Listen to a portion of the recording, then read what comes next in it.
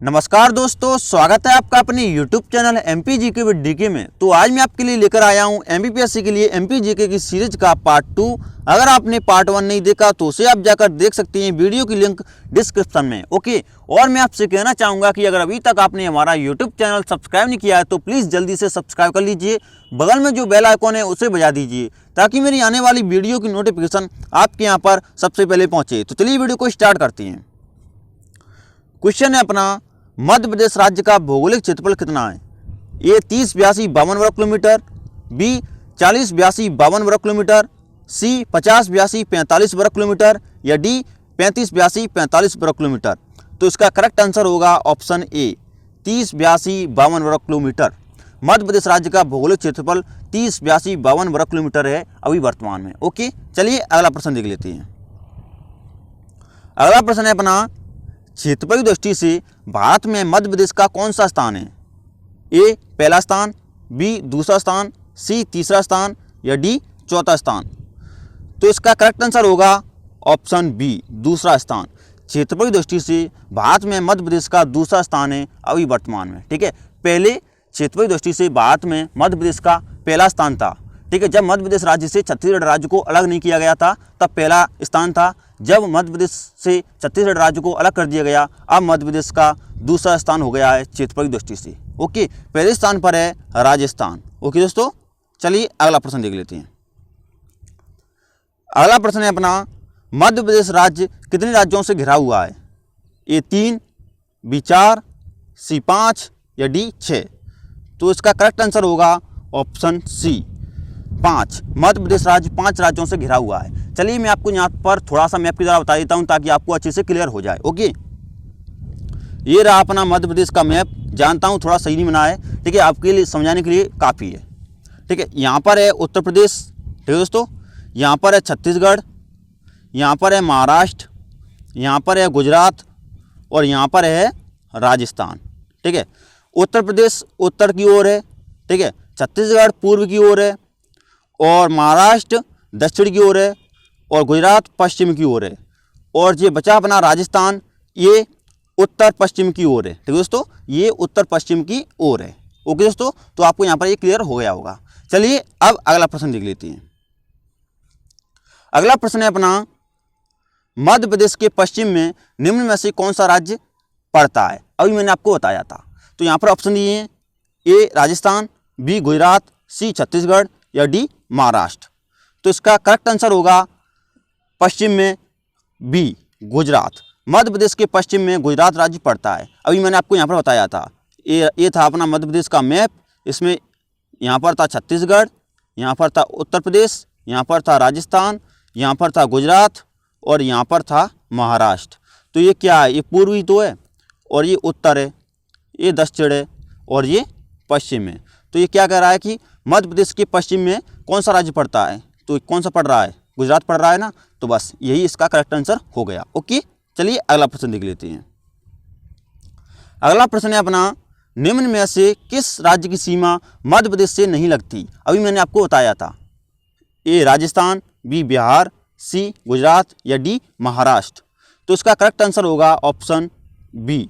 निम्न में से बिहार राज्य की सीमा मध्य प्रदेश राज्य से नहीं लगती, जबकि राजस्थान, गुजरात, महाराष्ट्र, ठीक है, इन सब की लगती है पर लेकिन बिहार की नहीं लगती। ओके, चलिए अगला प्रश्न देख लेते हैं। अगला प्रश्न है अपना, मध्य प्रदेश के दक्षिण में स्थित 2 राज्यों को बताइए। ए छत्तीसगढ़ और उड़ीसा, बी राजस्थान और उत्तर प्रदेश, सी महाराष्ट्र और आंध्र प्रदेश और या फिर डी छत्तीसगढ़ और झारखंड। तो इसका करेक्ट आंसर होगा ऑप्शन सी महाराष्ट्र और आंध्र प्रदेश। मैंने आपको यहाँ पर बताया था महाराष्ट्र, ठीक है, दक्षिण की ओर स्थित था, ठीक है, और दक्षिण की ओर ही आंध्र प्रदेश स्थित है। तो यहाँ पर क्या प्रश्न पूछा गया है कि मध्य प्रदेश के दक्षिण में 2 राज्यों को बताइए। तो हो गए महाराष्ट्र और आंध्र प्रदेश। ओके दोस्तों, चलिए अगला प्रश्न देख लेते हैं। अगला प्रश्न है अपना, भूवैज्ञानिक दृष्टि से मध्य प्रदेश निम्न में से किसका भाग है? ए विंध्यन सेल का, बी गोंडवाना लैंड का, सी दक्कन ट्रैप का या डी इनमें से कोई नहीं। तो इसका करेक्ट आंसर होगा ऑप्शन बी गोंडवाना लैंड का। भूवैज्ञानिक दृष्टि से मध्य प्रदेश गोंडवाना लैंड का भाग है। ओके दोस्तों, चलिए अगला प्रश्न देख लेते हैं। अगला प्रश्न है अपना, मध्य प्रदेश राज्य है कैसा राज्य है? ए समुद्री सीमा से घिरा हुआ, बी अंतर्राष्ट्रीय सीमा से घिरा हुआ, सी पूर्ण भू आविष्टिक राज्य, या डी इनमें से कोई नहीं। तो इसका करेक्ट आंसर होगा ऑप्शन सी, पूर्ण भू आविष्टिक राज्य। मध्य प्रदेश राज्य पूर्ण भू आविष्टिक राज्य है, जिसकी सीमा ना तो समुद्री सीमा से लगती है और ना ही किसी अंतर्राष्ट्रीय सीमा से छूती है। ओके दोस्तों, तो ये पूर्ण भू आविष्टिक राज्य है। ओके दोस्तों, चलिए अगला प्रश्न देख लेते हैं। अगला प्रश्न है अपना, मध्य प्रदेश का सबसे बड़ा पठार कौन सा है? ए मालवा का पठार, बी बघेलखंड का पठार, सी बुंदेलखंड का पठार, या डी मध्य भारत का पठार। तो इसका करेक्ट आंसर होगा ऑप्शन ए, मालवा का पठार। मध्य प्रदेश का मालवा का पठार सबसे बड़ा पठार है। ठीक है, मैंने पठार के बारे में अच्छे से वीडियो बनाया है, आप वहाँ से जाकर देख सकती हैं। ओके, चलिए अगला प्रश्न देख लेते हैं। अगला प्रश्न है अपना, मध्य प्रदेश का सबसे छोटा पठार कौन सा है? ए बुंदेलखंड का पठार, बी बघेलखंड का पठार, सी मध्य भारत का पठार। यहाँ पर मध्य प्रदेश लिख गया है, यहाँ पर होगा मध्य भारत का पठार। ओके, मध्य भारत का पठार। और सी और डी अपना रीवा पन्ना का पठार। तो इसका करेक्ट आंसर होगा ऑप्शन बी, बघेलखंड का पठार। मध्य प्रदेश का सबसे छोटा पठार बघेलखंड का पठार है। ओके, चलिए अगला प्रश्न देख लेते हैं। अगला प्रश्न है अपना, रीवा पन्ना का पठार मध्य प्रदेश के किस भाग में स्थित है? ए उत्तर पश्चिमी में, बी दक्षिण पश्चिमी में, सी उत्तर पूर्वी में, या फिर डी दक्षिण पूर्वी में। तो इसका करेक्ट आंसर होगा ऑप्शन सी। इसका करेक्ट आंसर क्या होगा? ऑप्शन सी होगा, उत्तर पूर्वी में। रीवा पन्ना का पठार उत्तर पूर्वी भाग में स्थित है। ओके दोस्तों, आप पठार का वीडियो देख लेना, आपको वहाँ पर अच्छे से समझ में आ जाएगा। ओके दोस्तों, चलिए अगला प्रश्न देख लेते हैं। अगला प्रश्न है अपना, मध्य प्रदेश का सबसे नीचा स्थान कौन सा है? ए मालवा का पठार, बी सतपुड़ा मैकल श्रेणी, सी नर्मदा सोन घाटी, या डी मध्य भारत का पठार। तो इसका करेक्ट आंसर होगा ऑप्शन सी, नर्मदा सोन घाटी मध्य प्रदेश का सबसे नीचा स्थान है। ओके दोस्तों, चलिए अगला प्रश्न देख लेते हैं। अगला प्रश्न है अपना, मध्य प्रदेश की सबसे ऊंची चोटी कौन सी है? ए भीमबेटका, बी धूपगढ़, सी चौरागढ़, या डी इनमें से कोई नहीं। तो इसका करेक्ट आंसर होगा अपना मध्य प्रदेश की सबसे ऊंची चोटी बी धूपगढ़ है। ओके दोस्तों, मध्य प्रदेश की सबसे ऊंची चोटी कौन सी है? धूपगढ़ है। ओके, चलिए अगला प्रश्न देख लेते हैं। अगला प्रश्न है अपना, मध्य प्रदेश की सबसे ऊंची चोटी धूपगढ़ स्थित है किस पहाड़ी पर स्थित है? राजपीपला पहाड़ी में, बी महादेव पहाड़ी में, सी गालीगढ़ पहाड़ी में, या डी इनमें से कोई नहीं। तो इसका करेक्ट आंसर होगा ऑप्शन बी, महादेव पहाड़ी में। मध्य प्रदेश की सबसे ऊंची चोटी महादेव पहाड़ी में स्थित है। ओके, चलिए अगला प्रश्न देख लेते हैं। अगला प्रश्न है अपना, मध्य प्रदेश का एकमात्र हिल स्टेशन पचमढ़ी कहाँ स्थित है? ए राजपीपला पहाड़ी पर, बी महादेव पहाड़ी पर, सी गालीगढ़ पहाड़ी पर, या डी इनमें से कोई नहीं। तो इसका करेक्ट आंसर होगा ऑप्शन बी, महादेव पहाड़ी पर। मध्य प्रदेश का एकमात्र हिल स्टेशन पचमढ़ी महादेव पहाड़ी पर स्थित है। ओके दोस्तों, चलिए अगला प्रश्न देख लेते हैं। अगला प्रश्न है अपना, निम्न में से कौन सा क्षेत्र मध्य प्रदेश में नहीं है? ए छोटा नागपुर, बी मालवा, सी बुंदेलखंड, या डी बघेलखंड। तो इसका करेक्ट आंसर होगा ऑप्शन ए, छोटा नागपुर का पठार।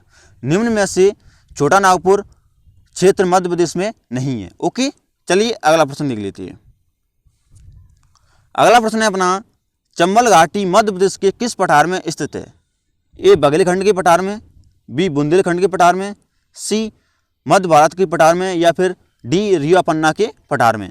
तो इसका करेक्ट आंसर होगा ऑप्शन सी, मध्य भारत के पठार में। चंबल घाटी मध्य प्रदेश के मध्य भारत के पठार में स्थित है। ओके, चलिए अगला प्रश्न देख लेते हैं। अगला प्रश्न है अपना, अरावली एवं विंध्य श्रृंखलाओं के मध्य कौन सा पठार स्थित है? ए मालवा का पठार, बी छोटा नागपुर का पठार, सी दक्कन का पठार, या डी प्रायद्वीपीय पठार। तो इसका करेक्ट आंसर होगा ऑप्शन ए, मालवा का पठार। अरावली एवं विंध्य श्रृंखलाओं के मध्य मालवा का पठार स्थित है। आपको यहाँ पर मैं बता दूं, ये रहा अपना मध्य प्रदेश का मैप। ठीक है, और यहाँ पर है विंध्य श्रृंखलाएं। ठीक है, और यहाँ पर है अरावली। यहाँ पर क्या है? अरावली का पर्वत है। ठीक है दोस्तों, तो यहीं पर इसके दोनों के बीच में कौन सा पठार स्थित है? यहाँ पर स्थित है मालवा का पठार स्थित है। ओके, तो आपको यहाँ पर ये क्लियर हो गया होगा। ओके, चलिए अगला प्रश्न देख लेते हैं। अगला प्रश्न है अपना, नर्मदा घाटी किन पर्वत श्रृंखलाओं के बीच स्थित है? ए भांडेर और मैकाल, बी सतपुड़ा और अरावली, सी सतपुड़ा और विंध्याचल, या डी विंध्याचल और अरावली। तो इसका करेक्ट आंसर होगा ऑप्शन सी, सतपुड़ा और विंध्याचल। नर्मदा घाटी सतपुड़ा और विंध्याचल श्रृंखलाओं के बीच स्थित है। आपको यहाँ पर मैं मैप के द्वारा फिर से बता देता हूँ। वैसे आप चाहें तो मैंने इसका वीडियो बना दिया है, आप चाहें तो उसके देख सकते हैं। ओके, तो यहाँ पर है सतपुड़ा, ठीक है दोस्तों, यहाँ पर है सतपुड़ा और यहाँ पर है विंध्याचल। इन दोनों की मध्य नर्मदा सोन घाटी स्थित है। ठीक है दोस्तों, यहाँ पर नर्मदा की घाटी स्थित है। ओके, चलिए अगला प्रश्न देख लेते हैं। अगला प्रश्न है अपना, नर्मदा घाटी का उदाहरण है? ए भ्रंशकागार का, बी भ्रंश घाटी का, सी ग्रीवा खंड का, डी होस्ट का। तो इसका करेक्ट आंसर होगा ऑप्शन बी, भ्रंश घाटी का। नर्मदा घाटी का उदाहरण भ्रंश घाटी है। ओके, तो ये आपको अच्छे से क्लियर हो गए होंगे। ओके दोस्तों, तो यही थे आज के टॉप 20 महत्वपूर्ण प्रश्न। अगली आने वाली वीडियो में टॉप 20 महत्वपूर्ण प्रश्न फिर लेकर आऊँगा। ठीक है, तो आपको क्या करना है, इन सभी को अच्छे से पूरा देखना है। ओके, और इस वीडियो को जल्दी से जल्दी शेयर कर दीजिए। थैंक यू दोस्तों, मिलते हैं अगली वीडियो में। तब तक के लिए जय हिंद, जय भारत। ओके दोस्तों।